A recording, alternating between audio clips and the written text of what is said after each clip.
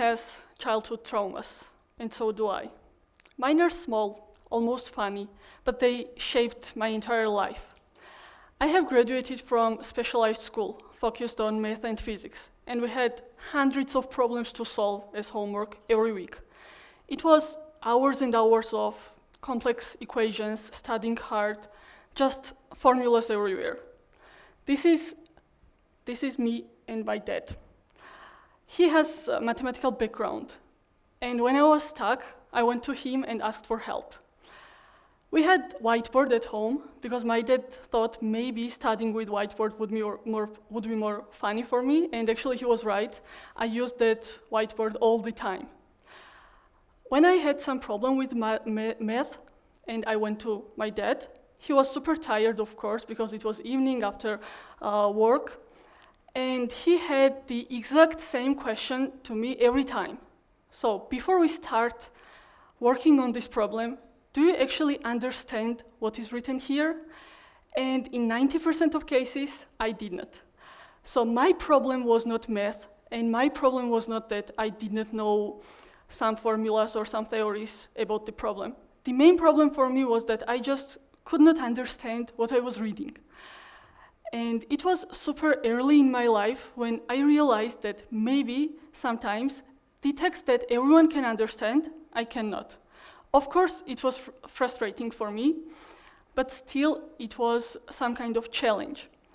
This is another story from my childhood. This is me and my mom. She is my closest friend. We both love tea, and we very often have these kind of cozy evenings when we just sit together, drink some tea, and share our stories to each other. But still, sometimes we have these difficulties with communication, because sometimes I'm just sad, and she immediately wants to somehow help me. She asks me tons of questions. What's happening with you? Why are you so sad? Just tell me, talk to me.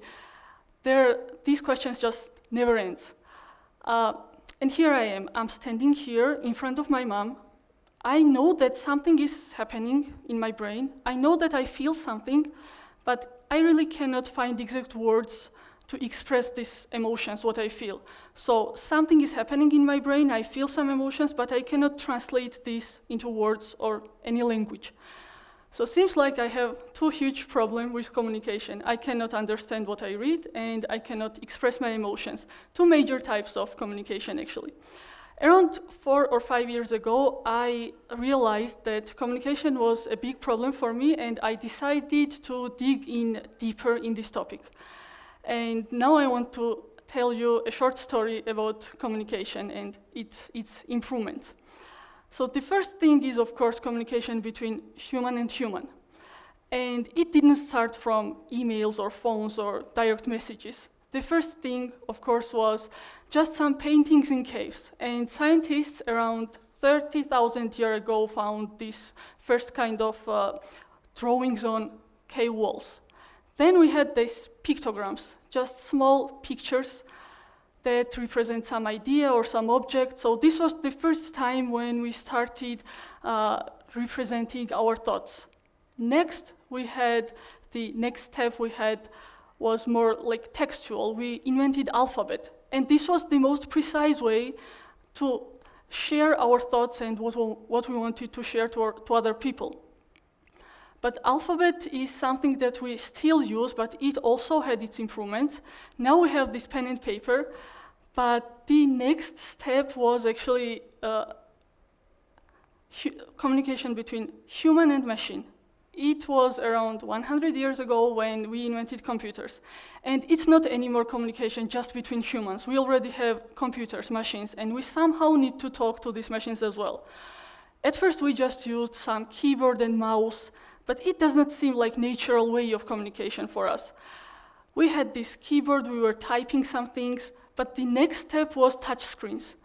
We could just use our finger to communicate with these computers and machines, but still it's not natural. The next step was maybe voice assistants, Alexa or Google Assistant or Siri or something else. And we could just say some commands to these assistants, maybe write an email for me, or turn on lights, or play music, and some others. This was just short commands, but they can do some actions for us. the next huge step, of course, it was large language models. This was the first time when computer could talk to us with natural language. And the next step was the voice agents. Nowadays we have these voice agents that can not only talk to us, but also do some actions for us. For example, any type of action that I want to do, just like book hotel, for example, or book flight for me, I can just talk to my voice agent. Seems super interesting, but actually something even cooler is coming soon. And the next step of this communication is this brain-to-machine communication.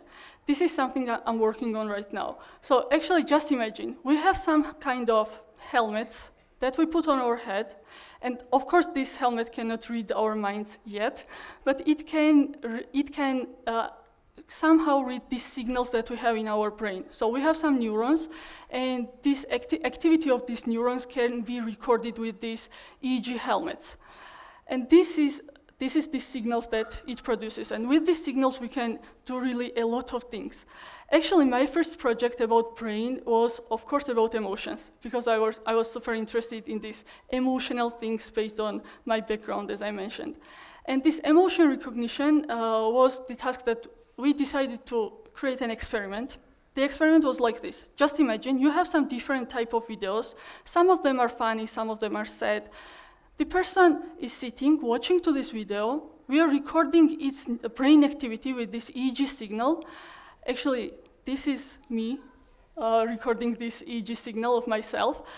And after some time, we use these EEG recordings to decode the emotion of person. And the study was about, can we decode human emotion with brain activity or not? Surprisingly, seems like emotions are elicited even earlier than it appears on our face, and brain starts working on emotion at first. And the next project that I want to shortly say some words is, this is project by Meta.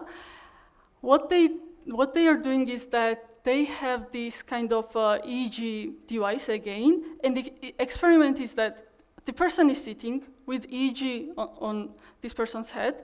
They are recording these EEG signals, but these people show some picture to this person.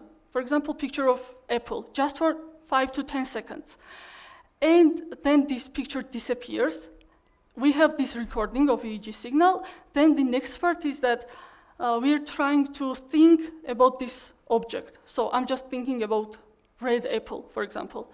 And we're trying to decode these EEG signals, and this red apple is drawn on this computer screen.